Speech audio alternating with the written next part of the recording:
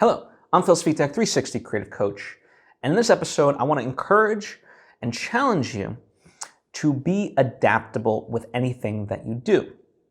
So what do I mean by this? Well, I look at the job market in general, right? And most of the jobs that exist today will inevitably change or not exist in the future. And that's just not to say like jobs are going away and we're going to be replaced by robots. No, it just means the nature of whatever it is going to change, and so you're going to have to be amenable and learn the new thing. You know, for me, a case in point is when I was in college, podcasting wasn't an industry. Now it is an industry, right? And nothing in terms of my college education could have prepared me for that business in terms of podcasting specifically. But certainly the idea of marketing, business, audio production, producing in general, like radio and stuff like that. These are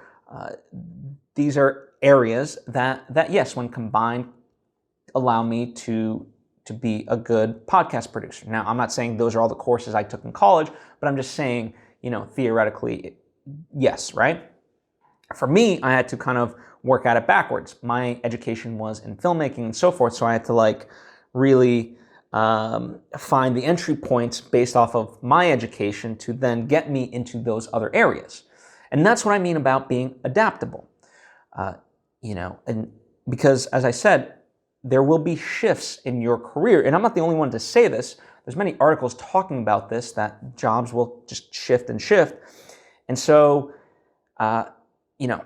go specific, yes, be an expert in a couple of things, but also be a generalist in other avenues as well, so that way you have those at your disposal. And also too, just as a form of life, to me, it's far more exciting and rounds you out more as a person than anything else. So, for example, there's a story that's been reiterated to me in my 20s, where there was a very, very famous person. I'm not going to name who, but they were going to go horseback riding, and the very famous person said, no, if I can't go horseback riding because if I fall off the horse, I could break my leg, and then I can't, perform in the things that I want. And yeah, that's that to me, it's a smart choice, but in a lot of ways it does represent fear to me, right? It's the fear of okay, if I break my leg, then I stop performing, and then it's over, right? And to me, I just kind of look at that, and I do look at it as a sad thing and as a fearful thing, because for me, I take a shot on me. If ultimately for me, at least the mindset that I'm in today, if that were to happen to me and I was to break my leg, I would have to, okay, I'll find another way to make money. And obviously, listen, far easier said than done and things like that. And sure, being in this person's position, people can ridicule you and, be like, what the hell, that was dumb and so forth.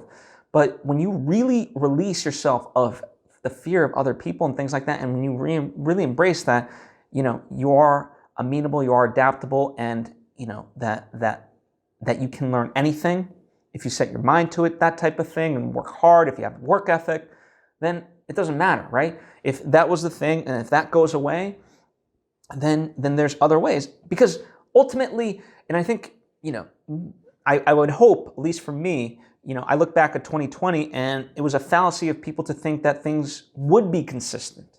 And I know a lot of people, when the pandemic hit and quarantine hit, they really had to grapple with this idea that we never had a sense of control, or real control, right? It's like Jurassic Park, as Dr. Eli Sattler, I believe is her name.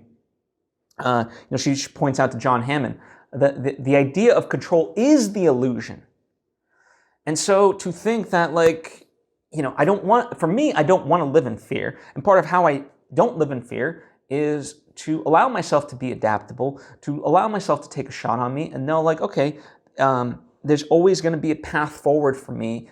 All I have to do is just embrace it, right? I have to respond to the circumstances, not react to them. And in a way, I think there's a lot of people in positions where they try to hold on to something, and by holding on, it creates worry, creates stress, and really all worrying is a form of prayer for something that you don't want to ultimately happen, right?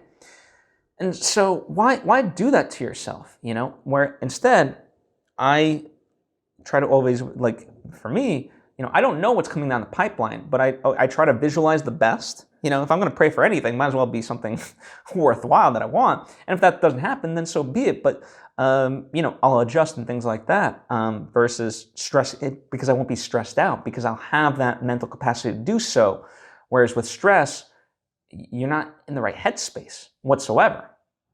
So that's what really the crux of what I'm trying to get at with this lesson is all about, is to allow yourself to be open to things, to see it for what they are, so you can respond in the proper way, rather from a place of fear, stress, anxiety, whatever other word you want to attribute to this.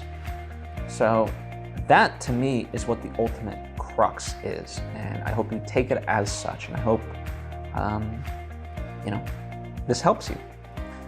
If you have any questions or thoughts of your own, by all means, please share. I would be happy to discuss it with you. I always love discussing things with you. So whether down in the comment section or hit me up on social media at Svitek. Likewise, if you think this episode might be beneficial to somebody in your life, then please share it with them. I certainly would appreciate it, and I appreciate you, and hope to see you next time.